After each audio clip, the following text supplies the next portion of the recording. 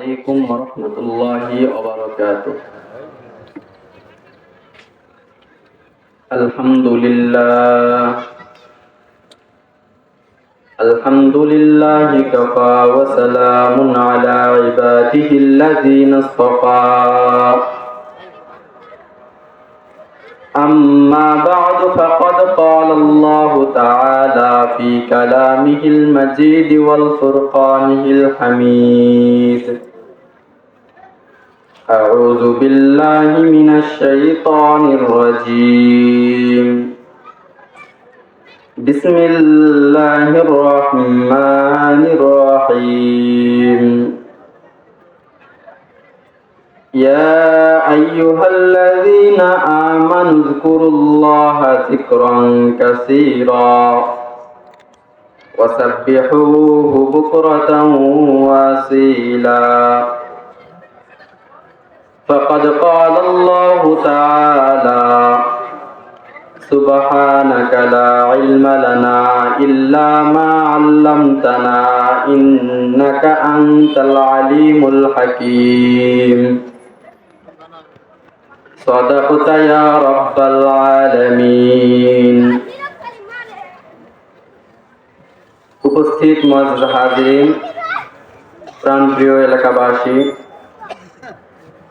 আপনারা সকলে কেমন আছেন? আলহামদুলিল্লাহ। আল্লাহ তাআলার শুকরিয়া আদায়ে কোনো লজ্জা আছে? আল্লাহ তাআলার শুকরিয়া আদায় করলে আমাদেরকে কেউ ধরবে, আমাদেরকে কেউ মারবে? তাহলে আরো একটু জোরে আল্লাহ তাআলার শুকরিয়া আদায় করি, সকলে বলি আলহামদুলিল্লাহ। সেই সঙ্গে হুজুর আকরাম সাল্লাল্লাহু আলাইহি ওয়াসাল্লাম, যিনি মানব হেদায়েতের একমাত্র প্রেরিত সর্বশ্রেষ্ঠ আম্বিয়ায়ে কেরামের মধ্যে সর্বশ্রেষ্ঠ জীব, সকলে তার দরবারে একবার সংক্ষেপে দুরূদ ও সালাম পেশ করি, সকলে বলি সাল্লাল্লাহু আলাইহি ওয়াসাল্লাম। উপস্থিত মুআজ্জাজ হাজিরিন, আজকের আলোচনা আমি যে বিষয়বস্তুটা ঠিক করেছি, আসলে বিষয়বস্তু ঠিক করলে দুইটা ফায়দা, একটা ফায়দা আমার আর একটা ফায়দা আপনাদের। যে ফায়দাটা আমার বলতে এবং বুঝাইতে সুবিধা হবে। একটা বিষয়ের উপর আলোচনা করলে আমার বলতে এবং বুঝাইতে সুবিধা হবে। আর আপনাদের যে ফায়দাটা, সেটা হচ্ছে আপনাদের বুঝতে এবং শুনতে সুবিধা হবে। আপনাদেরকে যদি একটা বিষয়ের উপরে কথা বলি, তাহলে ওই একটা বিষয় আপনাদের মাথায় ভালো ঢুকবে, আর ওই একটা বিষয় আপনারা বুঝবেন। আর যদি 4-5টা বিষয় নিয়ে একদম আলোচনা করি, তাহলে আপনারা কিছুই বুঝবেন না, ওই খালি শুনে যাবেন, ওয়াজ করতেছে, হ্যাঁ শুনতেছে, এই ফায়দা আসবে না। তো আজকে যে আমি আলোচনার বিষয়টা ঠিক করছি, আলোচনার বিষয় হচ্ছে এই যে আমরা শুকরিয়া আদায় করলাম, কার? সেই আল্লাহ তাআলার শুকরিয়া আদায় করলে আল্লাহ তাআলা কোন কোন নিয়ামত আমাদেরকে দেয়, শুকরিয়া আদায় করলে আল্লাহ তাআলা কি পরিমাণ খুশি হয়, এই বিষয়ে সংক্ষিপ্ত আকারে আমি আপনাদের সামনে কিছু উপস্থাপনা করব। আল্লাহ তাআলা ততদূর পর্যন্ত আমাকে এবং আপনাদের সকলকে যেন তৌফিক দান করে, সকলে বলি আমিন। আমি কোরআন এবং হাদিসের বাহিরে কোনো কথা বলবো না এবং বলার চেষ্টা করব না, ইনশাআল্লাহ। আরেকটা কথা মাথায় রাখবেন, যে আপনারা যদি আমার সঙ্গে কথা বলেন, তাহলে বয়ান ভালো হবে। আর যদি আপনারা আমার সাথে কথা না বলেন, ভিতর থেকে বয়ান আসবে না। এটা আমার একটা বদ অভ্যাস। আচ্ছা, যাই হোক, আল্লাহ তাআলার নিয়ামত সম্পর্কে আল্লাহ তাআলা কি বলেন? আল্লাহ তাআলার নিয়ামত সম্পর্কে আল্লাহ তাআলা বললেন: লা ইন শাকারতুম লা আযীদান্নাকুম ওয়া লা ইন কাফারতুম ইন্না আযাবি লাশাদীদ। আল্লাহ তাআলা বলতেছেন, লা ইন শাকারতুম, তোমরা যদি আমার নিয়ামতের শুকরিয়া আদায় করো, লা আযীদান্নাকুম, আমি তোমাদের নিয়ামতকে বৃদ্ধি করে দেব। ওয়া লা ইন কাফারতুম, আর যদি তোমরা আমার সাথে বেঈমানি করো, আমার সাথে নাফরমানি করো, ইন্না আযাবি লাশাদীদ, তাহলে খেয়াল রাখিও আল্লাহর আযাব বড় ভয়ঙ্কর। আল্লাহ তাআলা কোরআনুল কারীমের মধ্যে আরো একটি আয়াত নাযিল করে বলতেছেন, আল্লাহ তাআলা সূরা আর-রহমান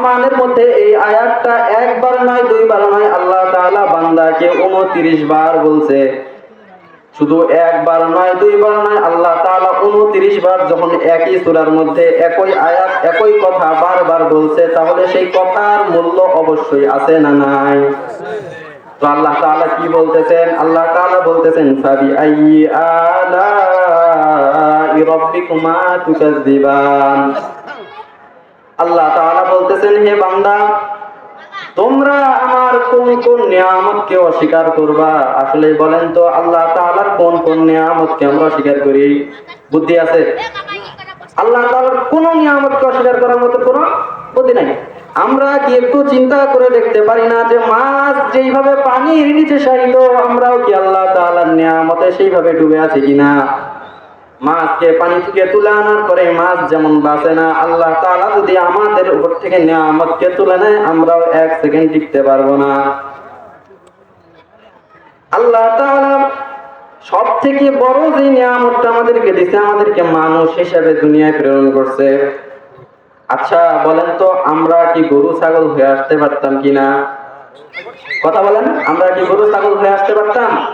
আল্লাহ তাআলা আমাদেরকে পাঠাইতে পারতেন? তো আল্লাহ তাআলা আমাদেরকে শুধু মানুষ হিসেবে পাঠান নাই, উত্তম রূপ দিয়ে বানাইছে, আশরাফুল মাখলুকাত বানাইছে আমাদের। আল্লাহ তাআলা এই ব্যাপারে কি বলেন? সূরা 3-এর বর্ণনা আল্লাহ তাআলা বলেন, ওয়াত-তিনি ওয়াজ-যাইতুনি ওয়া তুরি সিনিন ওয়া হাযাল বালাদিল আমিন। আল্লাহ তাআলা এখানে 3টা আয়াতের মধ্যে আল্লাহ তাআলা 4টা কসম খাইছে। কয়টা? আল্লাহ তাআলা 4টা কসম খাইছে। 1 নাম্বার তিন, তিনের কসম, এক ধরনের একটা ফল, আরবের ফল। তিনের কসম, ওয়াজ-যাইতুন, জাইতুনের কসম, এটাও একটা আরবের ফল। ওয়া তুরি সিনিন, এবং তুর পাহাড়ের কসম। ওয়া হাযাল বালাদিল আমিন, এবং ওই এলাকাটার কসম যেই এলাকাটা সংরক্ষিত। এইখানে মুফাসসিরিন ইকরাম বলেন, এই এলাকা সংরক্ষিত এলাকা দ্বারা আল্লাহ তাআলা মক্কাতুল মুকাররমার যে এলাকাটা, এই এলাকাটাকে সম্বোধনা করছেন। তো আল্লাহ তাআলা কয়টা কসম খাইছে বলেন? 4টা কসম খাইছে। কথা বলেন, আল্লাহ তাআলা কয়টা কসম খাইছে? আল্লাহ তাআলা বলতেছেন, ওয়াত-তিনি ওয়াজ-যাইতুনি ওয়া তুরি সিনিন ওয়া হাযাল বালাদিল আমিন। তিনের কসম, জাইতুনের কসম, তুর পাহাড়ের কসম, এবং সংরক্ষিত এলাকা অর্থাৎ মক্কাতুল মুকাররমার কসম। এরপরে আল্লাহ তাআলা কি বলেন শুনেন, লাকাদ খালাকনাল ইনসানা ফি আহসানি তাকওয়িম। আমি মানুষকে সৃষ্টি করেছি উত্তম রূপ দিয়ে। আমি মানুষকে সৃষ্টি করেছি উত্তম রূপ দিয়ে। সকলে বলি সুবহানাল্লাহ। তো আল্লাহ তাআলা আমাদেরকে উত্তম রূপ দিয়ে সৃষ্টি করেছে। আল্লাহ তাআলার শুকরিয়া আদায় করার মতো, আল্লাহ তাআলা যে এই আমাদেরকে যেই নিয়ামতিতে হাজার হাজার নিয়ামত দিয়েছে, এর মধ্যে ছোট্ট একটি নিয়ামত যদি আমরা এটা শুকরিয়া আদায় করতে যাই, তারপরে দুনিয়া আখিরাত সম্পূর্ণ চলে যাবে, তারপরে একটা নিয়ামতের শুকরিয়া আদায় করে শেষ করার মতো না। আল্লাহ তাআলা এই ব্যাপারে সূরা কাহাফের 109 নম্বর আয়াতে বলেন, কুল্লাউ কানাল বাহরু মিদাদাল লিকালিমাতি রাব্বি লানাফিদাল বাহরু ক্বাবলা আন তানফাদা কালিমাতু রাব্বি ওয়ালাউ জি'না বিমিসলিহি মাদাদা। আল্লাহ তাআলা বলেন, কুল্লাউ কানাল বাহরু মিদাদাল লিকালিমাতি রাব্বি লানাফিদাল বাহরু ক্বাবলা আন তানফাদা কালিমাতু রাব্বি ওয়ালাউ জি'না বিমিসলিহি মাদাদা। যদি সারা দুনিয়ার যত পানি আছে, সমুদ্রের পানি, সমস্ত পানিকে যদি কালি বানানো হয়, আর সেই কালি দিয়ে যদি আল্লাহর একটা নিয়ামতের শুকরিয়া লেখা শুরু করা হয়, এই আরো একটা দুনিয়ার, এরকম দুনিয়ার মতো আরো একটা দুনিয়ার যত সমস্ত পানি আছে, এই পানিগুলো কালি বানানোর আগে আগে সেই আগের কালিগুলো শেষ হয়ে যাবে, তাও আল্লাহর নিয়ামত লিখে শেষ করা যাবে না। সকলে বলি সুবহানাল্লাহ। আল্লাহ তাআলা 12 নম্বর পারার কুরআনুল কারীমের 12 নম্বর পারার প্রথম লাইনে আল্লাহ তাআলা বলতেছেন, ওয়ামা মিন দাব্বাতিন ফিল আরদি ইল্লা আলাল্লাহি রিজকুহা। আসমান এবং জমিনের মধ্যে যত ধরনের মাখলুক আছে, সমস্ত মাখলুককে যখন যা প্রয়োজন হয়, যখন যেই রিজিক প্রয়োজন হয়, আমি আল্লাহ সেই রিজিক তার দরজায় পৌঁছে দেই। সকলে বলি সুবহানাল্লাহ। তো আল্লাহ তাআলার এই নিয়ামত শুকরিয়া আদায় করে শেষ করার মতো নয়। তো আমি বলছিলাম যে আল্লাহ তাআলা আমাদেরকে যেই নিয়ামতটা দিছে তার মধ্যে একটি নিয়ামত হচ্ছে আমাদেরকে কি করছে, মানুষ হিসেবে বানাইছে এবং উত্তম রূপ দিছে। সূরা ৩-এর মধ্যে আল্লাহ তাআলা বলেছেন লাকাদ খালাকনাল ইনসানা ফি আহসানি তাকওয়িম। আমি বলছি যে আমি তোমাদেরকে কি করছি, উত্তম রূপ দিছি, উত্তম রূপে সৃষ্টি করেছি। এখানে ইমামে আজম ইমাম আবু হানিফা রাহমাতুল্লাহি আলাইহির একটি ঘটনা। ইমাম আবু হানিফা রাহমাতুল্লাহি আলাইহির জামানায়, তখন ইমাম আবু হানিফা আমাদের মতন ছিলেন, এই যে আমার মতন ছোট্ট ছিলেন। ইমাম আবু হানিফা তখন ছাত্র জীবন। ওই জামানার বাদশাহ ছিল ওই রকম, এখনকার বাদশার মতো নয় যে সব থেকে বেশি যোগ্যতাবান সেই হয়েছে বাদশাহ, এবং যে বাদশাহ সেই জামানার সেই দেশের সব থেকে বড় মসজিদ অর্থাৎ জাতীয় মসজিদে তার খতিব এর দায়িত্ব পালন করতে হইতো, এরকম একটা জামানা ছিল। তো বাদশাহ নতুন বিবাহ করছে, করার পরে বাদশাহ তার রানীকে নিয়ে তার রাজমহলের উপরে উঠে কি করতেছে, চাঁদ দেখতেছে। হঠাৎ করে বাদশাহ বলে ফেললো, তুমি যদি সেই চাঁদের থেকে সুন্দর না হও তাহলে তুমি তালাক। বাদশাহ যেমন, বাদশার স্ত্রীও তো তেমন হবে। তালাক বলার সাথে সাথে স্ত্রী চলে গেছে বাপের বাড়ি, আমি তোমার সংসার করব না। এইবার বাদশাহ তো করে গেছে বিভাগে, বড় বড় আলেম ওলামাদের কাছে ফতোয়া চাইতে গেছে, সবাই ফতোয়া দিছে না, তালাক হয়ে গেছে। ইমাম আবু হানিফা একমাত্র মানুষ যিনি বলেন যে না, তালাক হয় নাই। সারা দেশের যত আলেম আছে সমস্ত আলেম ইমাম আবু হানিফার বিপক্ষে লাগছে, সমস্ত আলেম বলছে তালাক, কিন্তু ইমাম আবু হানিফা বলছে তালাক হয়। এবার বলছে কেন, কিসের জন্য তালাক হইল না? ইমাম আবু হানিফা বলতেছে আমি এই উত্তর এখন দিব না, আমি এই উত্তর দিব কালকে ফজরের নামাজের পর জাতীয় মসজিদে। ফজরের নামাজ সমস্ত আলেম সেই মসজিদে পড়বে, আর সেই জায়গার ইমামতি করবো আমি, ইমাম আবু হানিফা। তখন তিনি ইমাম ছিলেন না, তিনি শুধু আবু হানিফা ছিলেন, তিনার নাম ছিল নোমান। তখন তিনি আবু হানিফাও ছিলেন না, তিনি ছিলেন কি, নোমান। সবাই উপস্থিত হয়েছে, উপস্থিত হওয়ার পরে ইমাম আবু হানিফা ফজরের ইমামতি করছে। ইমামতি প্রথম রাকাতে তিনি এই সূরা ৩ পড়ছে, আলহামদুলিল্লাহি রাব্বিল আলামিন আর রহমানির রহিম মালিকি ইয়াউমিদ্দিন ইয়াকা না'বুদু ওয়া ইয়াকা নাস্তাঈন ইহদিনাস সিরাতাল মুস্তাকিম সিরাতাল লাযিনা আন'আমতা আলাইহিম গায়রিল মাগদুবি আলাইহিম ওয়ালাদ-দাল্লিন। এরপরে সূরা ৩ ধরছে ওয়াত-তিনি ওয়াজ-যাইতুনি ওয়া তুরি সিনিন ওয়া হাযাল বালাদিল আমিন লাকাদ খালাকনাল ইনসানা ফি আহসানি তাকওয়িম। এই জায়গায় ইমাম আবু হানিফা বলতেছেন লাকাদ খালাকনাল কমারা ফি আহসানি তাকওয়িম, এর অর্থ দাঁড়াইতেছে আমি চাঁদকে উত্তম রূপ দ্বারা সৃষ্টি করেছি। তো ভুল হয়েছে কিনা? ভুল হয়েছে। পিছনে বড় বড় আলেম দাঁড়ায় আছে, পিছন থেকে লোকমা দিছে, বলে দিছে লাকাদ খালাকনাল ইনসানা ফি আহসানি তাকওয়িম।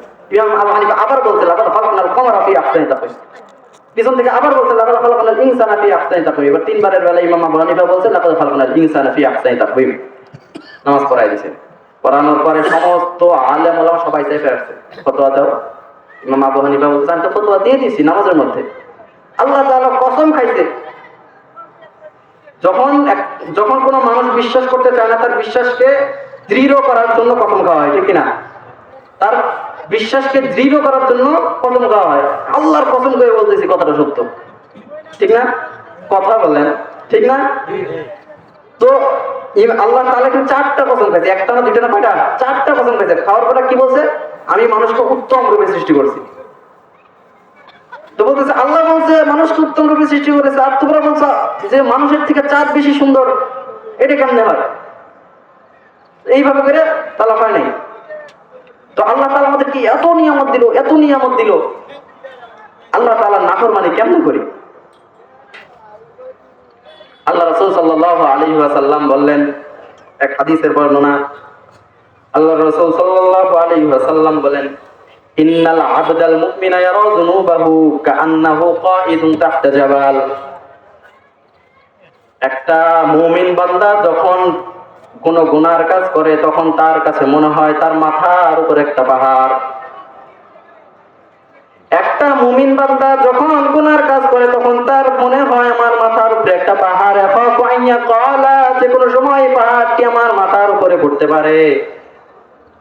আর যখন একটা পাপাচার বান্দা যখন গুনাহ করে, ভালো করে শুনেন হাদিসটা, একটা পাপাচার বান্দা যখন গুনাহ করে, ওয়া ইন্নাল ফাজিরা ইয়ারা যুনুবাহু কাযুবান মাররা আলা আনফিহি, যখন একটা পাপাচার বান্দা গুনাহ করে তখন তার কাছে মনে হয় আমার নাকের সামনে দিয়ে একটা মাছি, একটা মশা চলে গেল।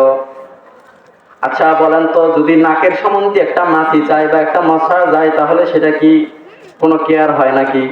কোনো কিছু মনে হয়? তো এখন একটা ইমানদার যখন গুনাহ করবে তখন তার কাছে এই একটা ছোট্ট একটা গুনাহ কিসের মতন হওয়া দরকার? একটা ইমানদার বান্দা যখন গুনাহ করবে তখন এই গুনাহটা তার কাছে একটা পাহাড়ের মতন হওয়ার দরকার। এইবার বলেন, পাহাড় কলা, যে কোনো সময় এই পাহাড়টি আমার মাথার উপরে পড়তে পারে। এবার বলেন তো, পাহাড় পড়লে মানুষ বাঁচে না মরে? তাহলে এবার চিন্তা করেন, আমি যখন এই হাদিসটি পড়লাম তখন আমি ভাবলাম যে ছোট্ট একটা গুনাহ যদি একটা পাহাড়ের সমতুল্য হয়, একটা পাহাড় যদি মানুষের মাথার উপরে পড়ে, তাহলে তো মানুষ বাঁচে না। তার মানে একটা ছোট্ট গুনাহ মানুষকে ধ্বংস করে দেয়। আল্লাহ তাআলা আজকে আমাদেরকে এইখানে উপস্থিত করছে সদরউদ্দিন নাফিদ পীর সাহেবের রূহের মাগফিরাত এর উদ্দেশ্যে, ঠিক না? আমাদের বাংলাদেশে বড় বড় আল্লাহওয়ালা, শাহজালাল রহমতুল্লাহ আলাইহি খুব ভালো মানুষ ছিলেন, বড় একজন আল্লাহওয়ালা ছিলেন। শাহ পরান রহমতুল্লাহ আলাইহি খুব বড় আল্লাহওয়ালা ছিলেন। বাইজিদ বুস্তামের ঘটনা তো আমরা সবাই জানি। এখন বর্তমান তাদের মাজার শরীফগুলোর মধ্যে যায় দেখেন অবস্থাটা কেমন। গান বাজনা বাদ্য যন্ত্র চলছে অনায়াসে। তো আল্লাহ তাআলা আমাদেরকে ওগুলা থেকে ফারেক করে আল্লাহ তাআলার মজলিসে উরুস মাহফিল বাদ দিয়ে তাফসীরুল কোরআন মাহফিলে বসার তৌফিক দান করেছে। এইজন্য আমরা আবার বলি আলহামদুলিল্লাহ। আপনাকে কেউ একজন বললো যে চলো উরুস মাহফিলে যাই, উরুস মাহফিল আর তাফসীরুল কোরআন মাহফিলের মধ্যে কিন্তু বেশ কম আছে। আপনি চিন্তা করলেন উরুস পরে আবার মাহফিল, উরুসটা কেমন কেমন জানি লাগে, মাহফিলটা একটু ভালো ভালো লাগে। এইবার আপনার এই মসজিদের ইমাম সাহেব বলল যে যেই মাহফিলের আগে সাধারণত উরুস শব্দটা ব্যবহার হয়, সেখানে একটু ঢোল তবলা জাতীয় জিনিস হয়, এখানে যায়েন না। আপনি বললেন না না একটু তো যাই দেখি, বন্ধুদের সাথে একটু যাই দেখি না কেমন হয়। তো গেলেন, যাওয়ার পর একটু পরে দেখলেন যে ইয়া নবী সালাম আলাইকা ইত্যাদি ইত্যাদি শুরু হয়ে গেছে। কিছুক্ষণ পর দেখলেন স্টেজের এই মাথায় একজন, এই মাথায় একজন, দুই পাশে দুইজন বসে ঢোল তবলা বাজাইতেছে আর বুখারীর হাদিস চালাচালি করতেছে। কি এক বুখারীর হাদিস চালাচালি করতেছে, বুখারী থেকে বাইর করতেছে, কোরআন থেকে বাইর করতেছে। হুজুরেরা কই পাইছে গান তবলা গান বাজনা জায়েজ আছে, এগুলা কইরা বেরে গান শুরু করে দিছে বা বলে গান গাইতেছে। তো এখানে ওই তো ইমাম সাহেব আপনাকে বলছে যে এখানে যায়েন না, এখানে গেলে আপনি পাপাচারে লিপ্ত হয়ে যাবেন। আপনি শুনেন নাই, আপনি গেছেন, এবার গান বাজনা ভালো লাগছে, এবার পাপের ভিতরে লিপ্ত হয়ে গেলেন। তো আমি বলতে চাইতেছি যে ছোট্ট ছোট্ট গুনাহ একটা বিশাল বড় গুনাহ করার জন্য রাস্তা তৈরি করে দেয়। এবার বলেন তো, এই নদী থেকে পার হওয়ার জন্য যে ব্রিজটা তৈরি করা হয়েছে, এই ব্রিজটা কি বড় একটা পাথরের সাহায্যে তৈরি করা হয়েছে নাকি ছোট ছোট ইটের সাহায্যে তৈরি করা হয়েছে? ছোট ছোট ইট দ্বারাই এত বড় একটা ব্রিজ তৈরি হয়ে গেছে। ছোট ছোট গুনাহ যখন করবেন, ছোট ছোট গুনাহ যখন অভ্যস্ত হয়ে যাবেন, বড় গুনাহ বাঁচবে না। যখন গুনাহ করবেন তখন মাথায় রাখবেন আমি তো ইমানদার। আর রাসূল সাল্লাল্লাহু আলাইহি ওয়াসাল্লামের এই হাদিসটা খেয়াল রাখবেন যে আমার কাছে এক একটা ছোট্ট ছোট্ট গুনাহ কিসের মতন হওয়া দরকার। তো আল্লাহ তাআলার নিয়ামতের শুকরিয়া যেহেতু আদায় করে শেষ করার মতো না, তারপরেও আল্লাহ তাআলা যেহেতু বলছেন ফাযকুরুনি আযকুরকুম, তোমরা আমার জিকির করো আমিও তোমাদের জিকির করব। এই জন্য আমি দুইটা হাদিস আপনাদের সামনে উপস্থাপনা করতেছি। এক নাম্বার মুসলিম শরীফে 2676 নম্বর হাদিসের বর্ণনা। عن أبي هريرة رضي الله تعالى عنه قال بينما رسول الله صلى الله عليه وسلم في طريقه إلى مكة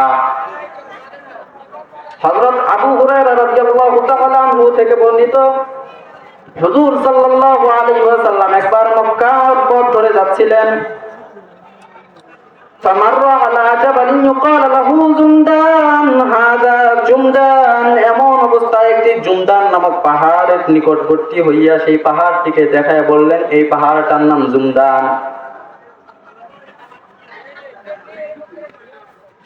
এরপর হুজুর আকরাম সাল্লাল্লাহু আলাইহি ওয়াসাল্লাম বললেন, সাবাকাল মুফাররিদুন, সাবাকাল মুফরিদুন অথবা সাবাকাল মুফাররিদুন, অর্থাৎ মুফরিদুনরা অগ্রগামী।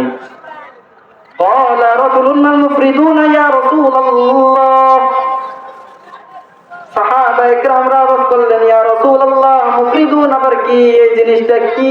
এই জিনিসটা খায় না, মাথায় দেয়, এই জিনিসটা কি? মুফরিদুন মানে কি? এবার বলেন তো, হাদিস বর্ণনা হয়েছে আরবি ভাষায় নাকি অন্য কোন ভাষায়? আরবি ভাষায়। সাহাবায়ে কেরামরা আরবি জানতেন নাকি না? জানতেন, কিন্তু তারপরেও কোন জায়গায় না বুঝেন নাই, কোন জায়গায় বুঝেনি নাই। এই জন্য আল্লাহ রাসূল সাল্লাল্লাহু আলাইহি ওয়াসাল্লাম বলছেন, মান হাযা, এটা আবার কি? আল্লাহ রাসূল সাল্লাল্লাহু আলাইহি ওয়াসাল্লামকে সাহাবায়ে কেরামরা প্রশ্ন করছেন, মান হাযা, এটা আবার কি? এই যে এই জায়গায় প্রশ্ন করছেন, মাল মুফরিদুন ইয়া রাসূলুল্লাহ, মুফরিদুন আবার কি? বর্তমান জামানায় ওই তো মোবাইলের মধ্যে কিছু বাংলা হাদিস দেখে, কিছু বাংলায় হাদিস পড়ে পড়ে মুফতি হওয়া ব্যক্তি আছে না নাই? হ্যাঁ, এগুলো থেকে সাবধান। এবার আসেন, মুফরিদুন আবার কি? আপনারা বুঝছেন মুফরিদুন কি? মুফরিদুন কি বুঝছেন? মুফরিদুন কি বুঝেন নাই? তাহলে আমাকে জিজ্ঞেস করেন যে মুফরিদুন কি, কথা বলেন। মুফরিদুন কি বলেন, আপনারা বলেন যে মুফরিদুন কি? জোরে বলেন, মুফরিদুন কি? আরে লজ্জা নাই? যখন আমি পড়ছি হাদিসটা তখন আমিও বুঝি নাই যে মুফরিদুন কি। পুরো হাদিসটা যখন ব্যাখ্যা করছি তারপরে বুঝছি যে না, হ্যাঁ মুফরিদুন এটা। বলেন তাহলে মুফরিদুন কি? আমাকে জিজ্ঞেস করেন মুফরিদুন কি? হ্যাঁ, এবার আসেন শুনেন, সাহাবায়ে কেরামরা ওইভাবে জিজ্ঞেস করছিল যে মুফরিদুন কি। এবার আল্লাহ রাসূল সাল্লাল্লাহু আলাইহি ওয়াসাল্লাম বলেন, আয-যাকিরুনাল্লাহা কাসীরান ওয়ায-যাকিরা, যেই ব্যক্তি বেশি বেশি আল্লাহ তাআলার জিকির করে তাকে মুফরিদুন বলা হয়। মুফরিদুন শব্দের অর্থ হচ্ছে হালকা পাতলা। এই হালকা পাতলা দ্বারা উদ্দেশ্য যে গায়ে স্বাস্থ্য কম, এটা না।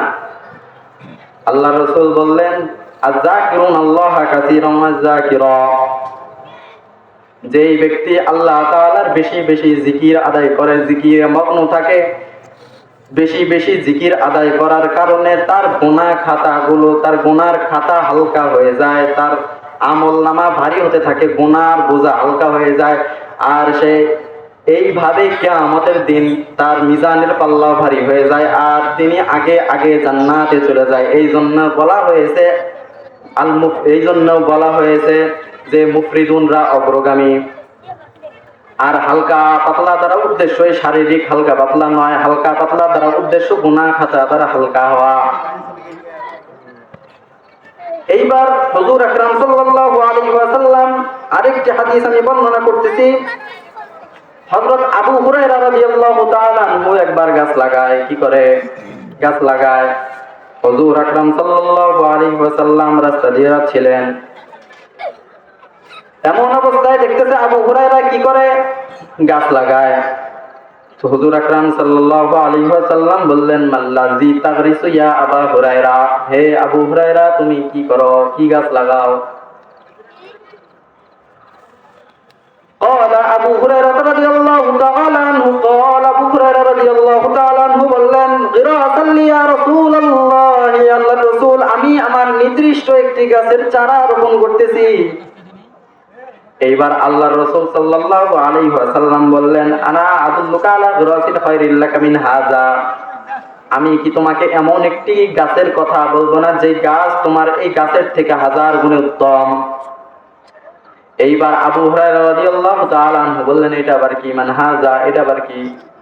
এবার হুজুর আকরাম সাল্লাল্লাহু আলাইহি ওয়াসাল্লাম বললেন, আবু হুরায়রা তুমি আমার সাথে পড়ো, আপনারাও আমার সাথে বলেন সুবহানাল্লাহ, আলহামদুলিল্লাহ, লা ইলাহা ইল্লাল্লাহ,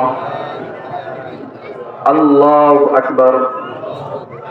এই যে আবু হুরায়রা রাদিয়াল্লাহু তাআলা আনহুকে হুজুর সাল্লাল্লাহু আলাইহি ওয়াসাল্লাম এইভাবেই পড়াইলেন।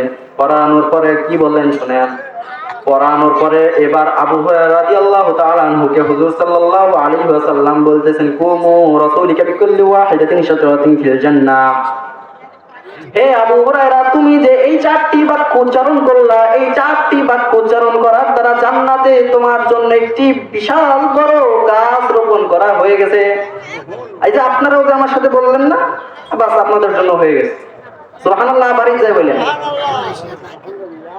তাফসীরের মধ্যে আসছে যে এই গাছটা এত প্রশস্ত হবে, এই গাছটার ছায়া এত বড় হবে, এই গাছটা এত বড় হবে যে আরবের তেজি একটা জোয়ান ঘোড়া 1000 বছর এই গাছের নিচে দৌড়াইলেও এই গাছের ছায়া অতিক্রম করতে পারবে না। তো আল্লাহ তাআলা জিকিরে ফিকিরে আমাদের সকলকে জিকিরে ফিকিরে থাকার তৌফিক দান করুক।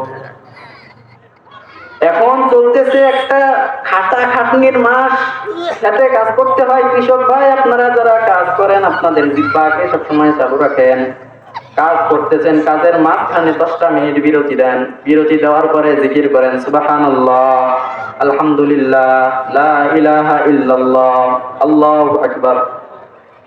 জিকির করেন, কাজ করেন, আবার থাইমে একটু জিকির করেন, আবার কাজ করেন। মা বোন যারা বাসায় কাজ করে তারা কাজের ফাঁকে ফাঁকে ফাঁকে ফাঁকে জিকির করেন।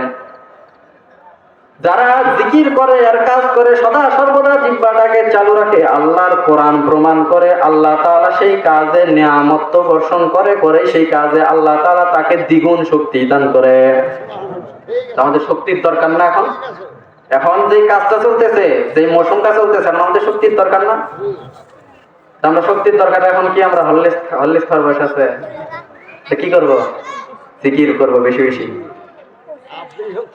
তো আল্লাহ তাআলা জিকিরে ফিকিরে থাকার মতন তৌফিক দান করুক।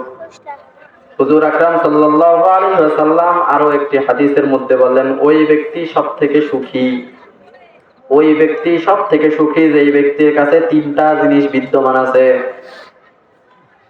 1 নাম্বার, যেই ব্যক্তি সকালবেলা ঘুম থেকে উঠে তার পরিবারকে নিয়ে নিরাপদে থাকে। আপনারা আপনার পরিবারকে নিয়ে মিলিয়ে নেন যে আপনি সুখী নাকি অসুখী। 1 নাম্বার হুজুর আকরাম সাল্লাল্লাহু আলাইহি ওয়াসাল্লামের বর্ণনা। 1 নাম্বার, যেই ব্যক্তি সকালে ঘুম থেকে উঠে তার পরিবার পরিজনকে নিয়ে সুখে শান্তিতে এবং নিরাপদে আছে। 2 নাম্বার, যেই ব্যক্তির আজকের দিনে তার শরীরটা সুস্থ আছে। এবং 3 নাম্বার, যেই ব্যক্তির কাছে একদিনের খাবারের রুজি আছে, একদিনের সঞ্চয় তার কাছে আছে। আল্লাহ রাসূল বললেন, ওই ব্যক্তির মতন সুখী পুরা দুনিয়ার মধ্যে আর একটাও নাই। তো এবার বলেন, আমাদের এই 3টা জিনিসের কি অভাব আছে? হয়তোবা শরীর স্বাস্থ্য সবার ইয়ে না, কিন্তু পরিবার নিয়ে নিরাপদ আছি না নাই? হুজুর আকরাম সাল্লাল্লাহু আলাইহি ওয়াসাল্লামের জামানায় যখন সাহাবায়ে কেরামরা ইসলাম গ্রহণ করা শুরু করলেন, তখন সাহাবায়ে কেরামরা তাদের পরিবারকে নিয়ে এতটা বিপদে ছিলেন সেটা বলার বাইরে। তারা রাত্রে ঘুমাইছে, সকালে উঠতে পারবে কিনা তাদের ইয়ে নাই। কোত্থেকে কোন কাফের এসে ঘরে বাইরে আগুন ধরায় দেয়, কোন কাফের কোন দিক দিয়ে মেরে দেয়, কোনো ইয়ে নাই। তো সেই হিসাবে আমরা কি অনেক সুখে আছি, আল্লাহ তাআলা আমাদের অনেক সুখে রাখছে। আর শরীর স্বাস্থ্য ব্যাপার, এটা অনেক জনের ভিন্ন ভিন্ন ভিন্ন ভিন্ন অবস্থা। তবে আপনারা যারা এখানে উপস্থিত আছেন, আপনারা চিন্তা করেন, এখন কিছু মানুষ এমনও আছে যারা হাসপাতালে ভর্তি আছে, কিছু মানুষ এমন আছে যারা সাধারণ শরীর সুস্থ ঠিক আছে কিন্তু তারা জেলখানায় বন্দী আছে। কিছু মানুষ এমন আছে যারা জন্ম থেকেই তাদের শারীরিক সমস্যা, জন্ম থেকেই তারা হাঁটতে পারে না, জন্ম থেকেই তারা দেখতে পারে না, জন্ম থেকেই তারা বলতে পারে না। তো ওই হিসাবে আল্লাহ তাআলা আমাদেরকে 1000 গুণে সুখে রাখছে কিনা? 3 নাম্বার, আজকের এই দিনের রুজির নিয়াম, যে রুজির যে সঞ্চয়টা, এই সঞ্চয়টা আমার কাছে আছে কিনা, যে রুজির জন্য, যে রিজিকের জন্য দুনিয়ার মধ্যে এত কামড়া কামড়ি খাই, ঠিক না? এই জিনিসটা আমাদের কাছে তো সদা সর্বদাই থাকে। হুট করে একটা মেহমান আসলে তার পেট পিড়া খাওয়ানোর মতো জিনিসপত্র আসতে পারে। তো আমরা আল্লাহ রাসূল সাল্লাল্লাহু আলাইহি ওয়াসাল্লামের হাদিস অনুযায়ী আমরা সুখী, প্রচুর সুখী। তা আমরা আল্লাহ তাআলার নিয়ামতের শুকরিয়া আদায় করব না, তা কার নিয়ামতের শুকরিয়া আদায় করব? আল্লাহ তাআলা বলছেন, উদউনি আস্তাজিব লাকুম, তোমরা আমাকে ডাকো, আমি তোমাদের ডাকে সাড়া দেব। এইবার একটা মানুষ সারা বছর নামাজ পড়লো, সারা বছর ইবাদত করলো, সারা বছর আল্লাহ বিল্লাহ করলো, এবার বলেন হাসরের ময়দানে তার কোনো চিন্তা আছে কিনা? কোনো চিন্তা নেই, কারণ আল্লাহ আমাকে চিনে। আমি সদা সর্বদা আল্লাহ তাআলা জিকির করছি, সদা সর্বদা আমি আল্লাহ তাআলাকে ডাকছি। আজকে যদি একটা অপরিচিত মানুষও যদি আমাদের স্যারকে, অপরিচিত একটা মানুষ স্কুলের বাইরে ডাকতেছে, প্রত্যেকটা দিন স্যার যায় দেখতেছে, তো না চাইতো স্যার পরিচিত হয়ে যাবে কিনা? আল্লাহ তাআলাকে বেশি বেশি ডাকার কারণে আল্লাহ তাআলা পরিচিত হয়ে যায়। তখন আল্লাহ তাআলা কিয়ামতের দিন ওই বান্দাটাকে খুঁজে বের করে, ওই বান্দাটা কোথায়, যে বান্দাটা আমাকে দিনে রাতে স্মরণ করছে।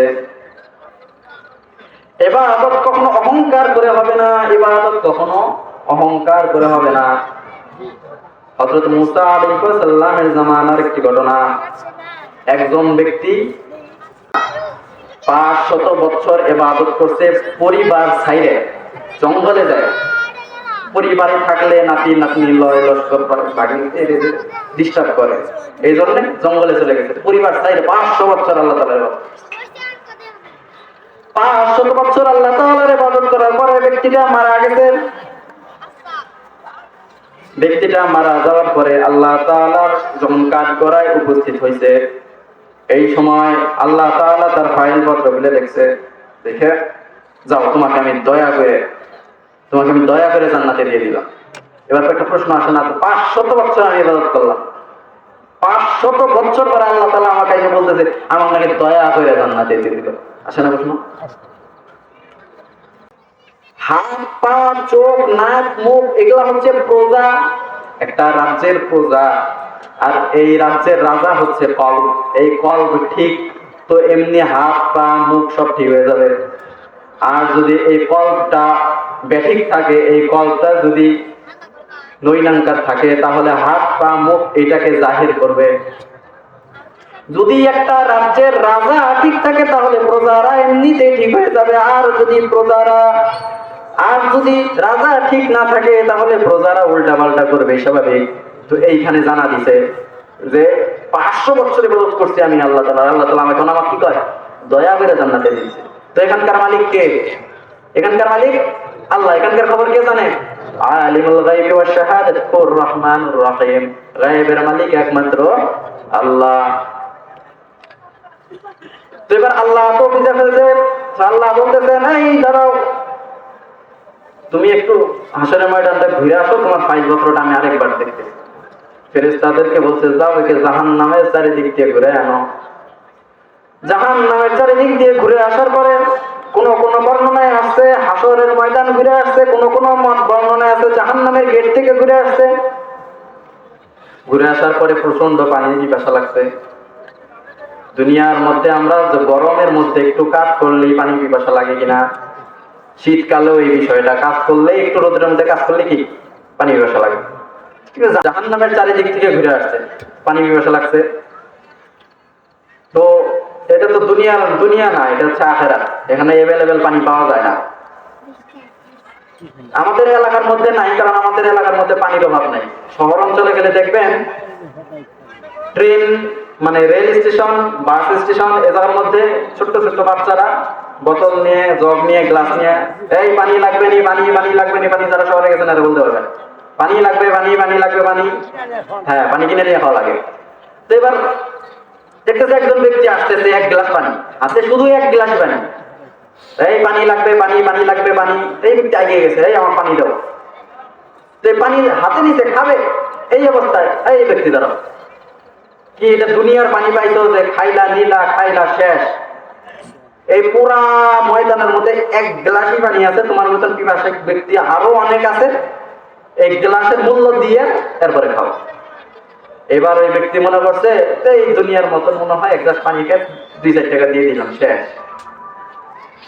তো বলছে কয় টাকা তোমার এই পানির মূল্য?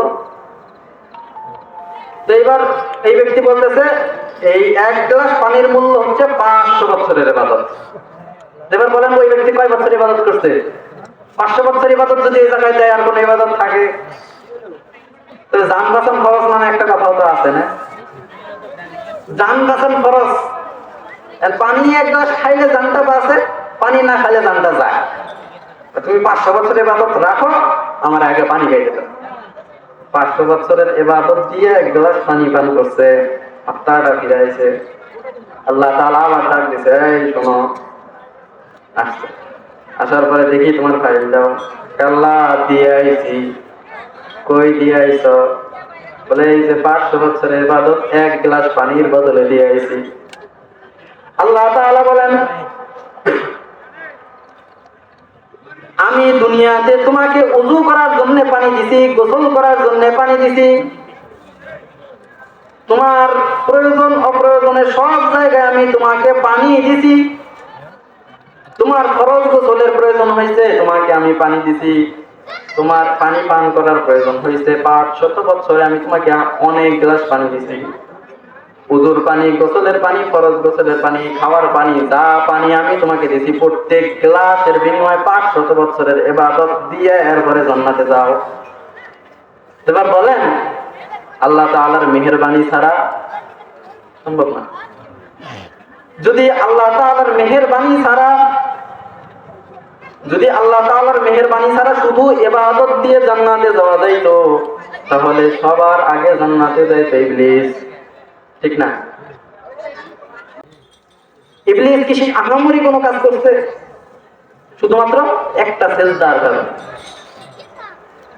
আল্লাহ তাআলা বলছে সিজদা করো, ইবলিস বলছে কি যুক্তি দাঁড় করাইছে, এমন একটা যুক্তি দাঁড় করাইছে যেটা কোন আলেম এই যুক্তিটা খণ্ড করতে পারে নাই এখন পর্যন্ত না। আনা খায়রুম মিনহু খালাকতানি মিন নারিন ওয়া খালাকতাহু মিন তিন। আমি হইলাম আগুনের তৈরি আর আদম হইল মাটির তৈরি। আগুনের ধর্ম হচ্ছে ঊর্ধ্ব দিক, আগুন জ্বালাইলে আগুন কি নিচের দিক জ্বালায় নাকি উপরের দিক? দাও দাও করে জ্বলে। আর মাটি উপর থেকে ছেড়ে দেন, মাটি কি উপরের দিক যায় না নিচের দিক যায়? ইবলিস এই যুক্তিটা দাঁড় করাইছে, আমি আগুনের তৈরি, আমি উপরের দিক থাকবো, আদম মাটির তৈরি, আদম নিচের দিক থাকবে, অতএব আমি আদম কেন, আদম আমাকে চেষ্টা করবে। বাস হয়ে গেছে।